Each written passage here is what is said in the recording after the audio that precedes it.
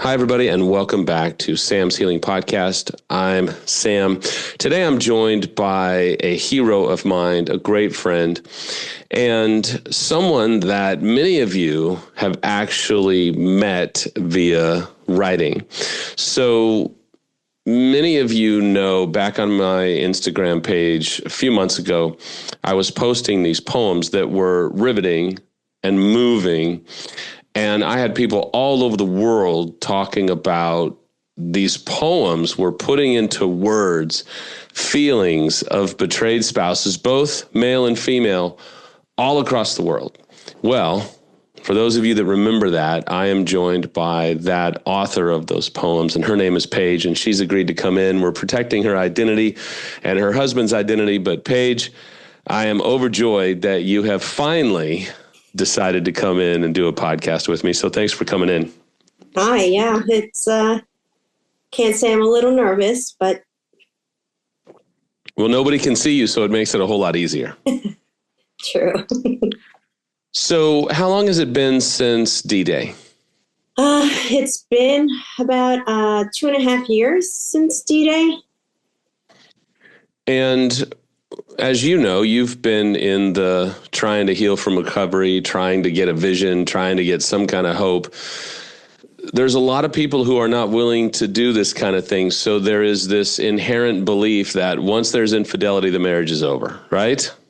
Right. I, to be honest, that's what I thought too, that, you know, anything that should ever happen, that I was done and I would leave the marriage, but I was wrong. And it's a lot of work, but I know deep in my heart that our marriage was worth saving as long as he did the work, which he is doing. And I decided to give it another chance, and I'm here. I've always said this, and I believe it to be true, that oftentimes the loudest voices are not the most healed voices. And I'm sure early on you could probably find a lot of messages from a lot of people saying, divorce him, move on, the marriage is done. And part of the reason I wanted you to come in is because people who are newly into infidelity, or maybe they're years down the road, need to have a hope and actually hear from people that have saved their marriage and have been able to pursue recovery. And no, you're not out of the woods yet, but you said it, your marriage was worth at least trying to save. And it sounds like for the viewer to understand things are actually moving in the right direction. Is that accurate? Yeah, it is. It's a lot of work.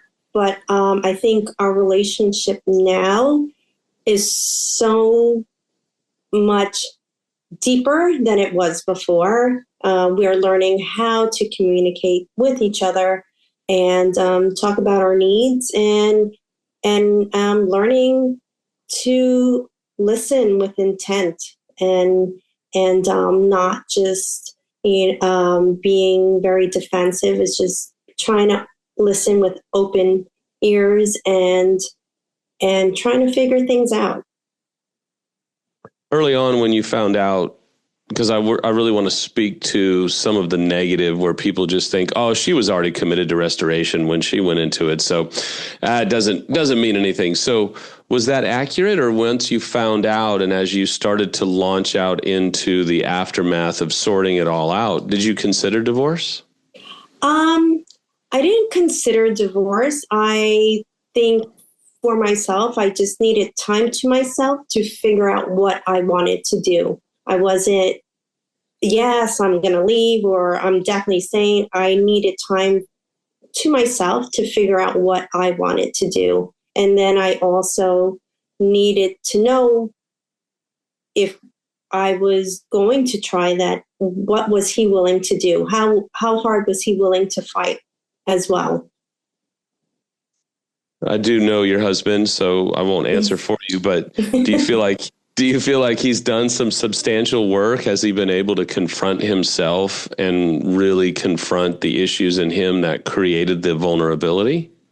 Oh, absolutely. Yeah. I when we first started, it was tough. It was really hard. But he was willing to talk and try to figure out why, he had his affair. And yeah, he whatever I needed and whatever he needed to heal, it's what he's doing, and I find safety in that, knowing that he is trying really hard to fight for our marriage and to be a better person. So when you were writing your poems, and those poems are just incredibly moving, was that kind of a cathartic healing type exercise for you? So did you find that maybe did you journal as well? Were those things that helped you early on as well as you still were moving down a timeline of recovery work?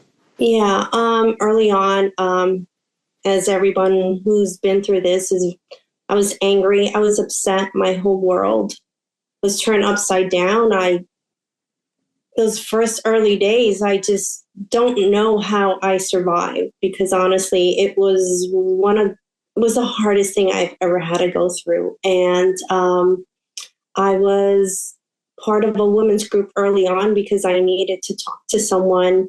And these women who have gone through the same thing were the only ones I could really talk to about. And even though everybody's story was different, we all know the pain.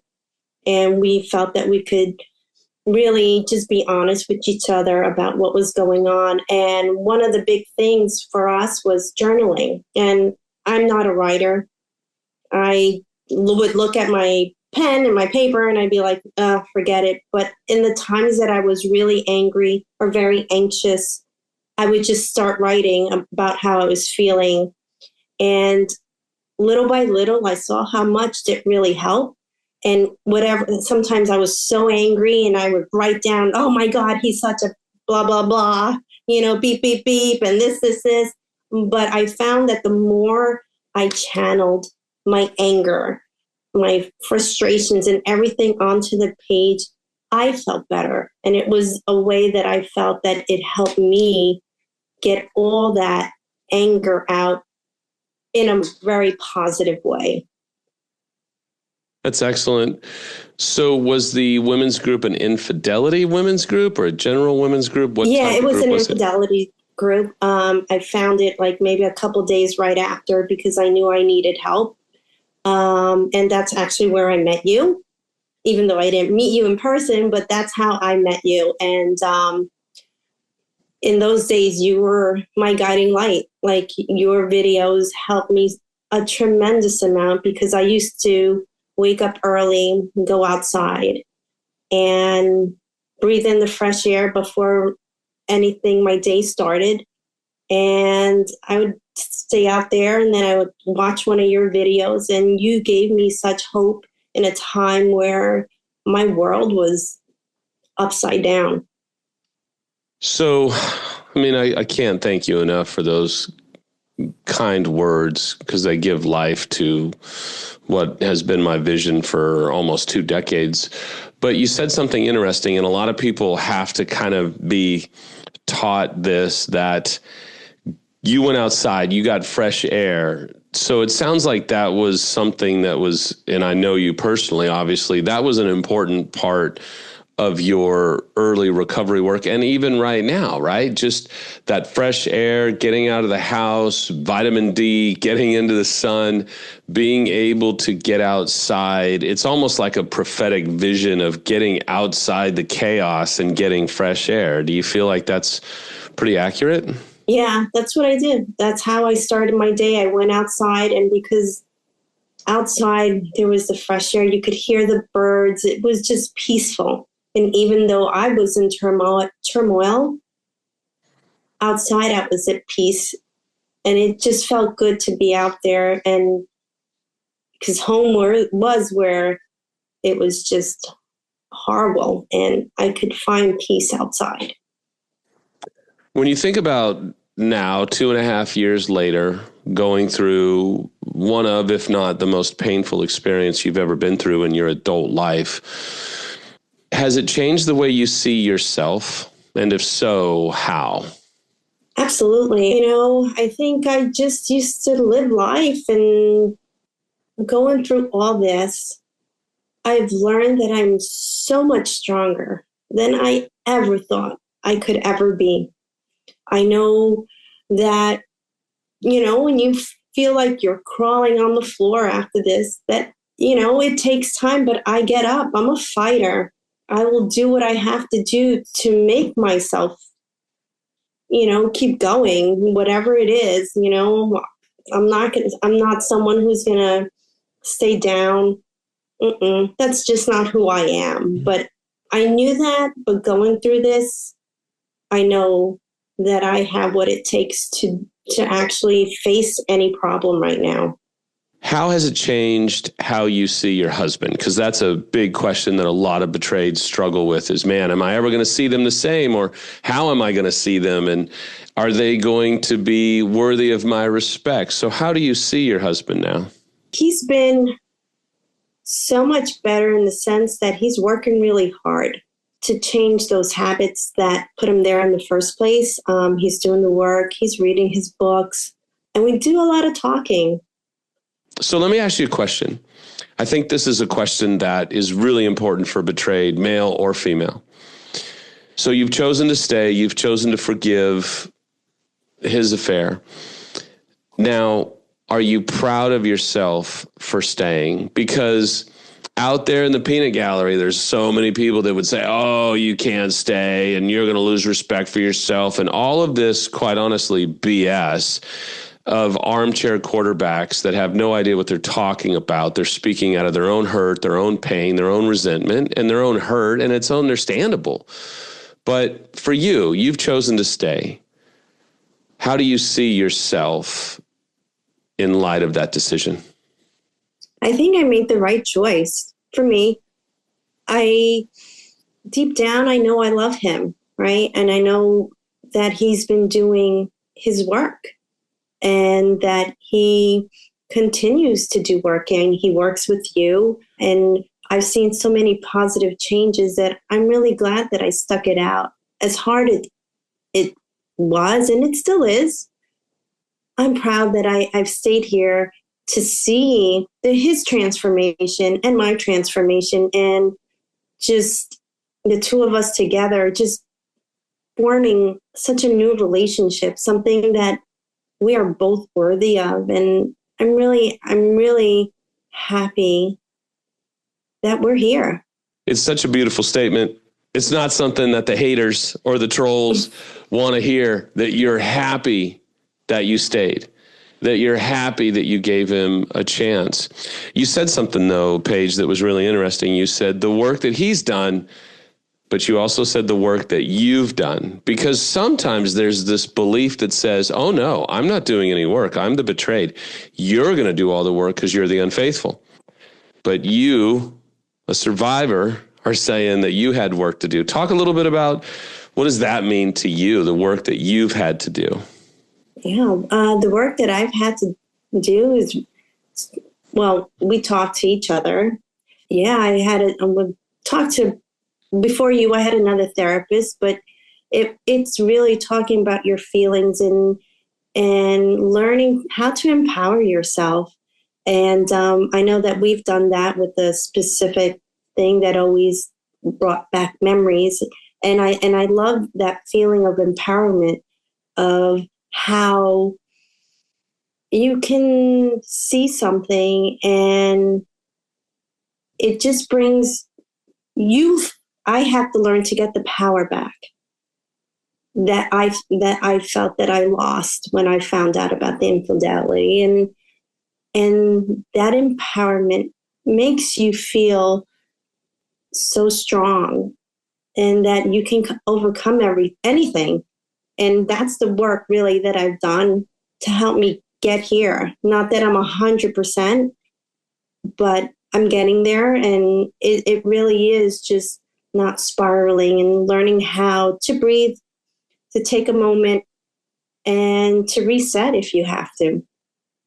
Well, the audience doesn't get to hear all that I know about you and the courage it's taken, the bravery it's taken to confront betrayal trauma, but also to confront childhood trauma, stuff that you've been through just in life. And so if the roles were reversed, if you were to be in a position to really share a few thoughts with a betrayed that's out there driving, listening, trying to find hope, they're you 2.5 years ago.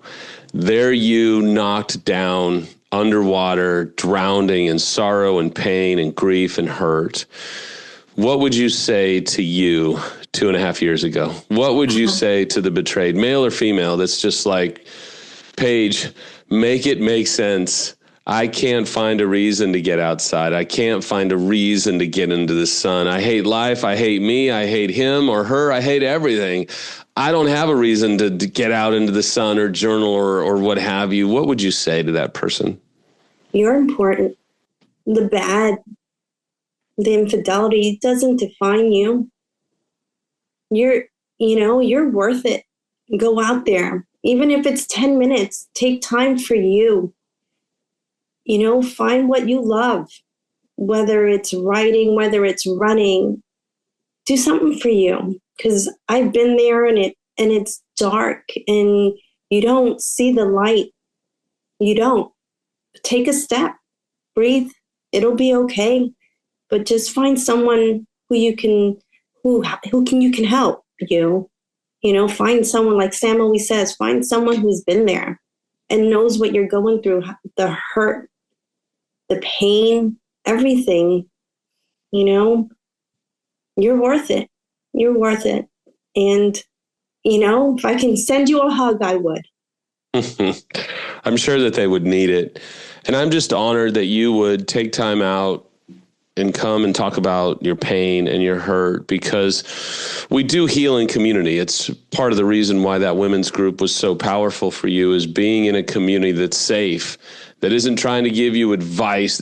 You should do this. You should leave him. You should stay, blah, blah, blah. But is really just sitting with you, caring for you, supporting you. We heal in community. Community's not always a women's group. Sometimes it's good coaching or therapy or what have you, but sometimes it is a women's group. Sometimes it's multiple women's groups, and that's okay. Mm-hmm. It takes what it takes is what I'll say a lot for those that are trying to heal. So thank you for coming in and sharing your story. For those of you that are watching and listening, I'm just so thankful that you would spend some time with Paige and I. And I don't know what's going to happen about your relationship, but I hope Paige serves as an enormous reminder that you can heal, that you are important, that you do have meaning, that you do have value. Whether you come from faith and you've given up on your calling or your destiny, or where you're agnostic and atheist and you think there is no purpose to life and everything I ever thought was important and every person I ever relied upon has left me high and dry. That's not your reality forever. You have a choice and how you respond.